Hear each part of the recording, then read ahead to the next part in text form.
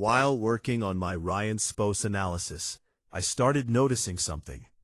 At certain points, Ryan Spoce and Princess Melissa share some similarities. Comparing Princess Melissa to villains isn't new on this channel. So, in this video, I'll be comparing Ryan Spoce and Princess Melissa and exploring what those parallels suggest about the film franchise's view of good and evil. This video is a part 2 to my Ryan Spoce analysis. Before getting into the main topic though, I want to clarify a few things about that first video. The goal of my Ryan Spoce analysis was to highlight why such a large portion of the TNB fandom feels so strongly about his character, or at least to fairly represent the side of the TNB fandom that continues to root for him. Because of that, I took a very defensive stance toward Ryan Spoce in that video. That said, I don't want to excuse or erase his behavior. Disliking Ryan Spoce because he's a bad person is completely valid, and I don't want to minimize the harm he's caused, though I can't help but find it odd that characters like Bill Durrell got a redemption and he didn't. I also want to clarify what I meant by the thumbnail of that video, where I basically say it could never make me hate Ryan Spoce. What I mean is that Michelle Williams can't convince me to hate Ryan Spoce on the basis that he's irredeemable or pure evil.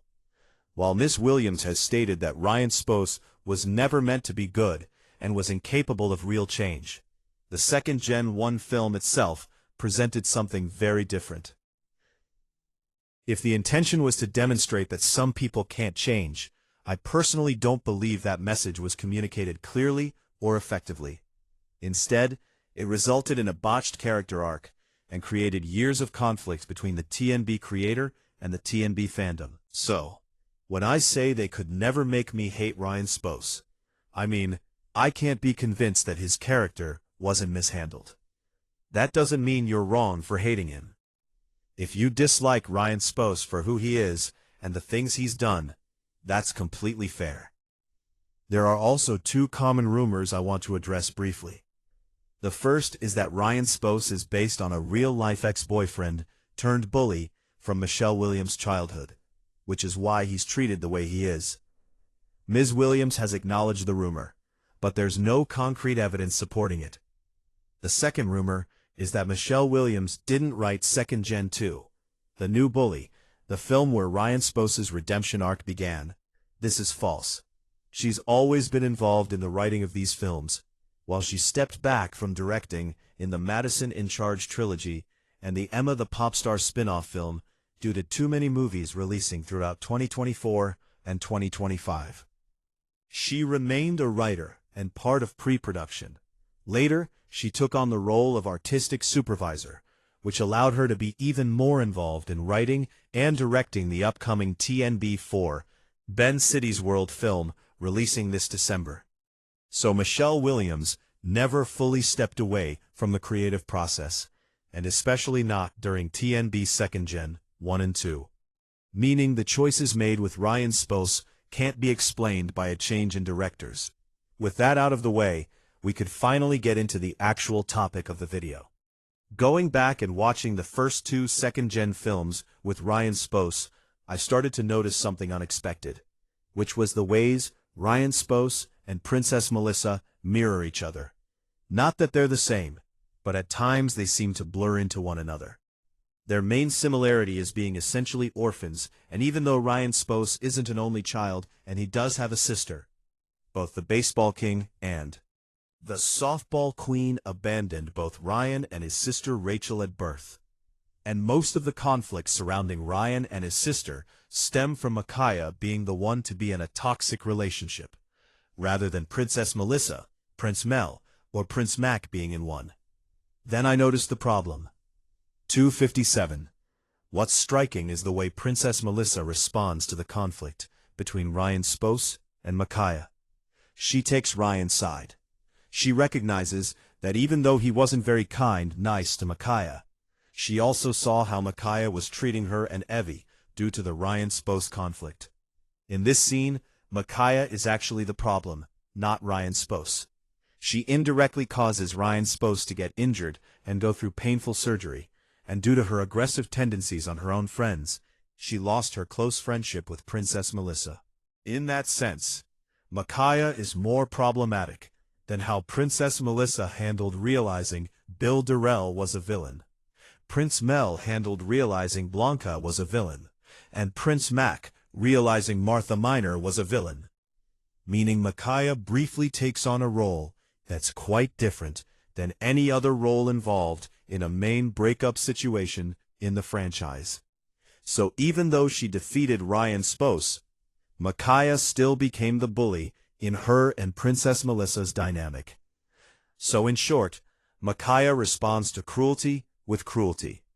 I want to acknowledge that Micaiah does say right after that she's not upset because of Ryan Spoce, that it's those other things she talked about. But Evie and Princess Melissa still suffer for it because of Micaiah's actions. And Micaiah's words to Princess Melissa and Evie after finding out they don't trust her anymore could have just added more salt to the wound, making Micaiah's actions after a breakup with a villain very different here. It's also interesting that Ryan Spoce wields the Emperor status, another part of royalty status with lightning-based abilities that closely parallels Princess Melissa's Princess Royal status and lightning powers. Visually and symbolically, they're framed as counterparts, which makes Ryan Spoce's failed redemption arc later on in 2nd Gen 2, the new bully, especially ironic. Because in both of the 2nd Gen 1 and 2 films' final battles, Micaiah is the one who hurts Ryan Spoce, not the other way around. And in doing so, the film highlights just how thin the line is between doing good and causing harm. After seeing Ryan Spoce's sister Rachel Spoce get a new boyfriend Christopher, although I can't help but feel Christopher was happier when he was dating her, because at first, Christopher is portrayed as a normal nice guy who is Prince Mel and Prince Mac's friend, offering support and forming a bro trio with them. But then, after Prince Mel discovers Rachel Spoce ends up hurting him badly, and realizing Rachel Spoce is Ryan Spoce's twin sister, guess what happens? Guess what he does to Prince Mel? Before Prince Mel can even speak or say a word. Oh, you don't know yet. Well, he ends up punching Prince Mel in the stomach. Why?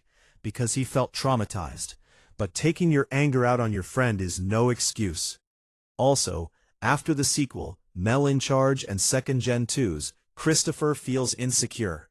Not because he's Micaiah's husband now, and I'm jealous of that, people would assume with no explanation, but because their couple dynamic is driven by insecurity. You can see how intimidated and upset they become after just because of what their exes did in the past. 0450, especially once Ryan Spoce points out that Christopher didn't go above and beyond like everyone else. That comment pushes Micaiah to make an impulsive promise without thinking it through. In that moment, she's acting to impress others and protect her image, something Ryan Spoce often does. Princess Melissa, Prince Mel, Rachel Spoce, and Ryan Spoce seem in the right here, I think, not Micaiah and Christopher. The fact that Christopher is later secretly forgiven by Princess Melissa is kinda confusing, though. However, this will maybe teach Christopher that he can't be trusted by his once bros, Prince Mel and Prince Mac, along with Venom, Carnage, and Leopold, who still don't trust him because of his actions to let his ego get the best of him to impress Micaiah. That lesson directly mirrors Micaiah and Christopher's way they handled their breakups with, and being bullied by Ryan Spoce and Rachel Spoce. The lesson is, even if you're redeemed, you'll be alone with no one who can trust you, depending on your actions. So I actually think that's pretty realistic and clever. So that concludes the video.